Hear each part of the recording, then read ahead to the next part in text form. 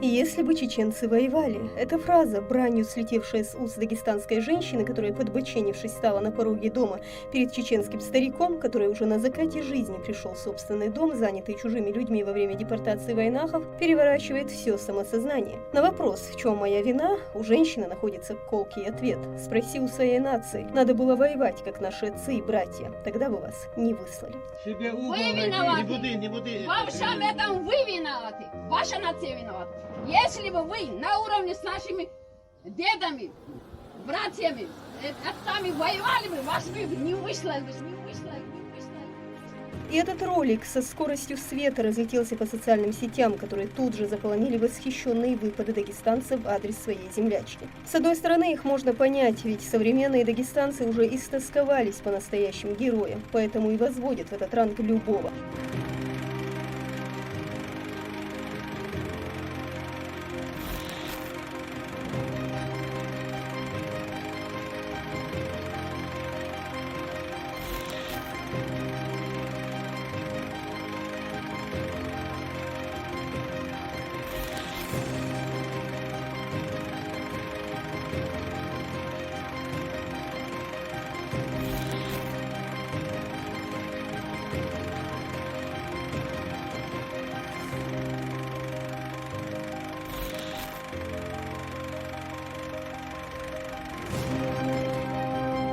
Надо было воевать, как нам. А может, скорее наоборот? Может, это вам надо было воевать, как нам? Может, попросить Министерство образования России ввести в школах дополнительный час истории Чечни для народов Дагестана, чтобы больно не заговаривались? Ведь Северокавказский легион вермахта возглавлял не чеченец, а аварец Ахмед Наби Магомаев, имя которого пытается вернуть дагестанская газета «Черновик» умело, по-журналистски лавируя тем, что он, будучи в эмиграции, хотел якобы освободить Кавказ, при этом становясь в ряды Гитлера, который имел цель поработить и загубить весь этот мир, в том числе и Кавказ. Странная логика, не правда ли?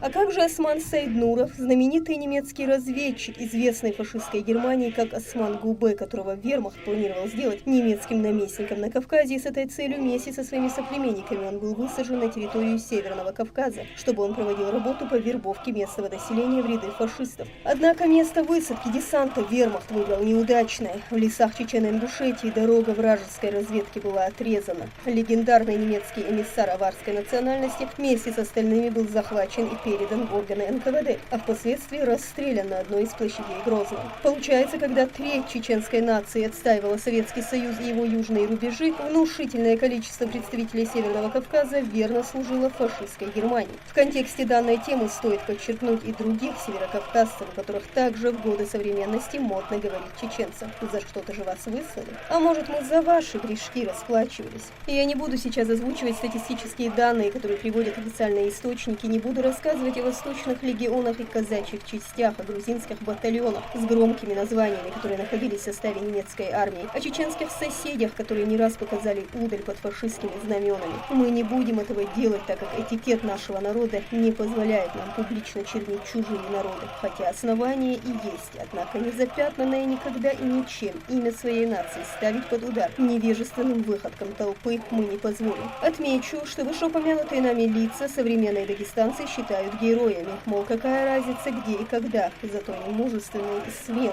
Да и цели были у них другие, да и эмигранты они были. А разница ведь большая. Как гласит русская пословица, сколько черта не молюй, ангелом не станет. Какие цели могли быть у людей, которые шли на службу Германии, зародившей на этой земле фашизм, который уничтожил миллионы людей на земле? И если даже дагестанские СМИ находят оправдание тем, кто встал под их знаменами, а как же быть нам, чьи деды на фронтах Советского Союза показали такое невообразимое мужество, что слава о них гремела уже по всей Европе? Чего стоит одно имя Ханпаши Нуродилова, который 18 лет уничтожил 920 фашистов и за свою короткую жизнь сделал то, чего не удавалось другим за долгие годы службы?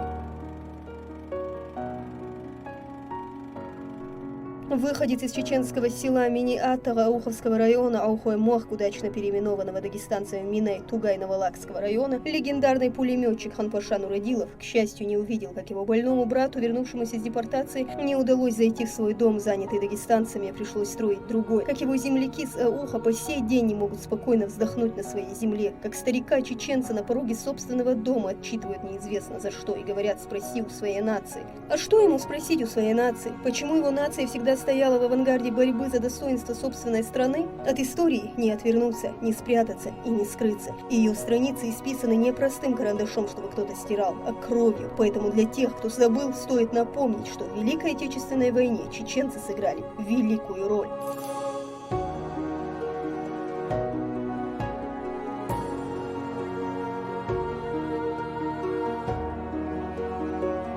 Награжденный орденом Красного Знамени Грозный из-за повышенного доверия к местному населению стал местом формирования трудового штаба Красной Армии. Легендарный 255-й отдельный чечено-ингушский кавалерийский полк отстоял Сталинград и практически там завершил свое существование из-за огромных потерь. По воспоминаниям самого командира полка Маулида Висаитова из книги «От Терека до Эльбы», только за 2 месяца боев полк уничтожил, пленил и вывел из строя 2340 немецких солдат и офицеров. Гвардейцы-конники освободили из немецкого рабства десятки тысяч советских людей и наших союзников. Ну а сам командир 255-го отдельного чечено-ингушского кавалерийского полка Маулид Висаитов президентом США Гарри Труманом был награжден орденом Легион Почета. На земле и на небесах чеченцы в те годы показали неуемную отвагу, слава которой разлеталась по всему миру. Летчик-испытатель Даша Акаев, разгромивший немецкий аэродром Ракверы, Маташ Мазаев, названный Прометеем в танковом шлеме, военную тактику которого перенимали себе немецкие войска, полный кавалер ордена славы Дуда Энгиноев, пленивший около 1500 немецких фашистов, отстоявший Мелитополь командир 690-го стрелкового полка Ирбайхан Бейбулатов, Алавдий Устарханов, чеченский герой французского сопротивления, кавалер ордена Почетного легиона Франции, известный как командор Андре, о здравии которого у Хрущева интересовался сам генерал Шарль де Голь. Братья Узуевы, не отступившие из Бреста, вместе с ними и сотни войнахов, которые сложили свои жизни, но не ушли из цитадели, обессмертив ее имя.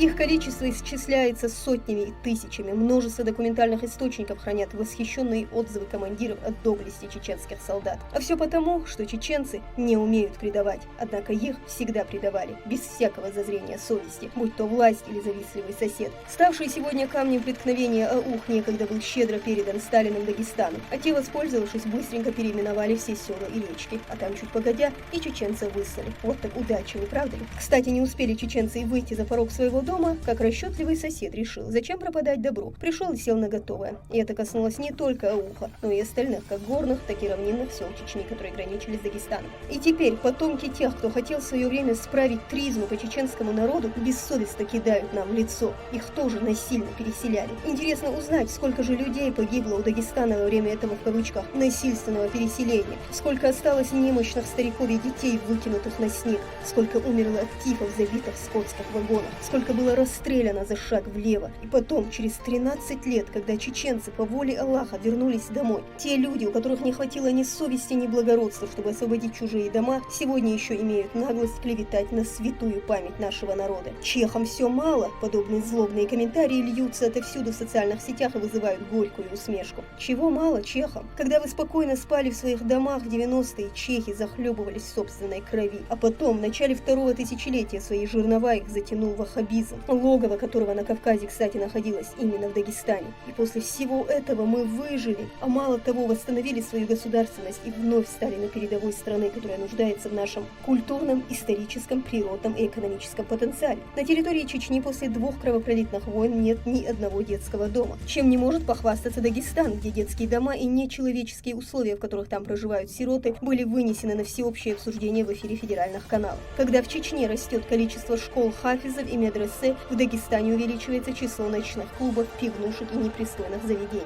Когда стертый с лица земли Грозный за короткий промежуток времени становится лучшим городом СНГ и получает диплом почетного списка ООН «Хабитат» в Вашингтоне, Махачкала, которая за последние 100 лет не слышала ни одного выстрела и имела неограниченной возможности для своего развития, становится мусорной столицей России и бьет рекорды лишь по антисанитарии. И эти сравнительные параллели можно проводить бесконечно, причем итог их будет далеко не в пользу Дагестана. А вопрос, почему все так, уже задавайте собственные морали, точнее морали своих зажравшихся чиновников, для которых слова «служить народу» лишь пустой звук. И прежде чем пытаться очернить, повторюсь, ничем не запятнанное имя чеченского народа, оглянитесь назад и посмотрите в глаза истории, которая еще никому никогда не дала соврать.